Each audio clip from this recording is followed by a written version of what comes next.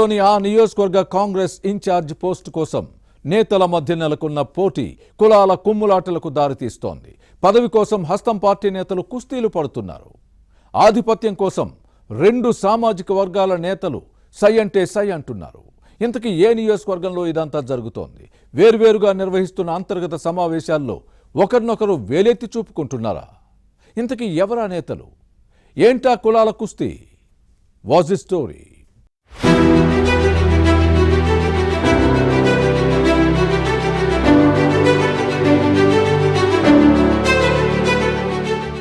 రాజకీయాల్లో కులాల ప్రాబల్యం పెరుగుతోంది. పార్టీ పదవుల పంపిణీ, ఎన్నికల్లో టికెట్ల కేటాయింపు, గెలిచిన తర్వాత నామినేటెడ్ పోస్టుల భర్తీ వరకు కులం పేరే బలంగా వినిపిస్తోంది. ఎన్నికల్లో సీట్లకు కులంతో పాటు ధనబలం ముఖ్యమే. రెండూ ఉన్నవారికే పార్టీలు ప్రాధాన్యత ఇస్తున్నాయి. అందుకే సంకుల సమరంలో రాజకీయాలు సంక్లిష్టంగా మారుతున్నాయి. పదవుల కోసం పోటీ పెరిగింది. ప్రస్తుతం కరీంనగర్ కాంగ్రెస్లో ఇదే జరుగుతోంది. నియోజకవర్గ హస్తం పార్టీలో గ్రూప్ రాజకీయాలతో పాటు కులాల కుమ్మలాటలు పెరిగిపోయి నేతల మధ్య విభేదాలు భగ్గుమంటున్నాయి. ఆధిపత్య పోరు శృతిమించి నేతలు వీధి పోరాటాలకు దిగుతున్నారు. దీంతో ప్రభుత్వంతో పాటు టీపీసీసీ పరువు ప్రతిష్టలను మానేరులో కలిపేస్తున్నారనే విమర్శలున్నాయి.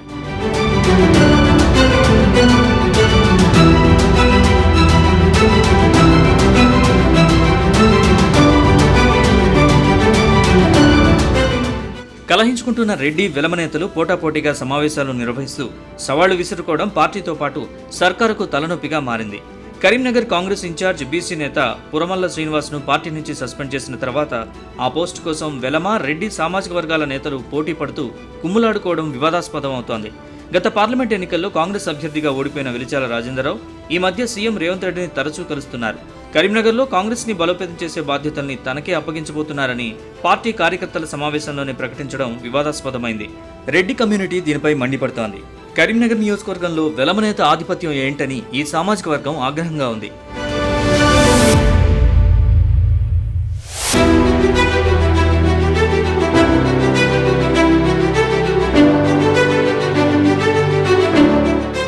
కరీంనగర్లో పొన్నం ప్రభాకర్ తర్వాత సిటీ కాంగ్రెస్ అధ్యక్షుడిగా ఉన్న కోమటిరెడ్డి నరేందర్ రెడ్డి బీఆర్ఎస్ ని తట్టుకుని నిరసన కార్యక్రమాలు నిర్వహించేవారు. ఇక డీసీసీ అధ్యక్షుడు కవంపల్లి సత్యనారాయణ పార్టీ పటిష్టత కోసం చేసిన కృషితో హైకమాండ్ దృష్టిలో పడ్డారు. గత ఎన్నికల్లో కోమటిరెడ్డి నరేందర్ రెడ్డికి టికెట్ దక్కకపోవడంతో కాంగ్రెస్ అధికారంలోకి వచ్చిన తర్వాత Satavahana urban development authority chairman గా నియమించింది. అయితే గతంలో తనకు ఇన్ఛార్జ్ పదవి ఇవ్వలేదంటూ ఇప్పుడు ఆ పోస్టు కోసం మంత్రి శ్రీధర్బాబుతో కలిసి లాబియింగ్ చేసుకుంటున్నారు. అయితే నరేందర్ రెడ్డికి సుడా చైర్మన్ పదవి ఉండడంతో పార్టీ ఇన్ఛార్జ్ పోస్ట్ ని మరొకరికి ఇవ్వాలని అధిష్టానం ఆలోచిస్తోంది. ఇదే సమయంలో ఇటీవల పట్టభద్రుల ఎమ్మెల్సీ ఎన్నికల్లో పోటీ చేసి ఓడిపోయిన ప్రైవేట్ విద్యా సంస్థల అధినేత మరో నరేందర్ రెడ్డి కూడా కరీంనగర్ కాంగ్రెస్ ఇన్ఛార్జ్ పదవి కోసం ప్రయత్నిస్తున్నారు. ఇటు రెడ్డి సామాజిక వర్గం నుంచి ఇద్దరు నరేందర్లు, అటు వెలమ కమ్యూనిటీ నుంచి వెలిచాల రాజేంద్రరావు ఈ పోస్టుపై కన్నేశారు.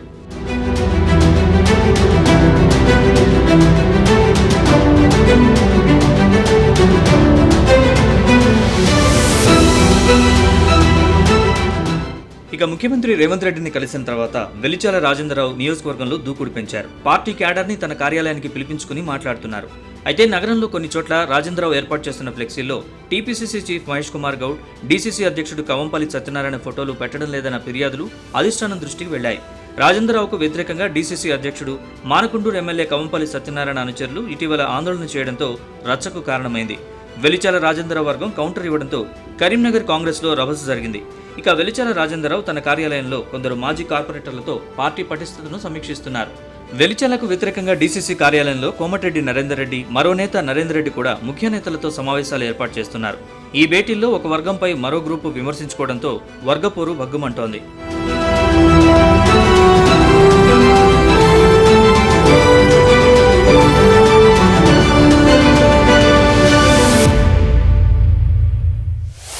గత ఎన్నికల్లో కరీంనగర్లో కాంగ్రెస్ ఓటమికి కారణాలు వేరే ఉన్నాయి. హస్తం పార్టీ గెలిచే అవకాశం లేదన్న ప్రచారంతో ఓ వర్గం బీఆర్ఎస్ కు ఓటేసింది. దీంతో కాంగ్రెస్ 3వ స్థానానికి పరిమితం కావాల్సి వచ్చింది. ఇక్కడ కాంగ్రెస్ లేదని సొంత నేతలే ప్రచారం చేయడంతో పార్టీ డ్యామేజ్ అవుతోంది. రేపో మాపో ఇన్ఛార్జ్ పోస్ట్ తనకే వస్తుందని వెలిచాల రాజేంద్రరావు ప్రచారం చేసుకుంటున్నారు. అయితే బీసీ లేదా రెడ్డికే ఇవ్వాలంటూ వారు కూడా లాబియింగ్ మొదలుపెట్టారు. మొత్తానికి కరీంనగర్ కాంగ్రెస్ లో గ్రూప్ పాలిటిక్స్ రోజురోజుకి ముదురుతున్నాయి. 4-5 గ్రూపులతో పార్టీ మరింత దెబ్బతింటోంది. మరి అధిష్టానం దీనికి ఎప్పుడు ఫుల్ స్టాప్ పెడుతుందో చూడాలి.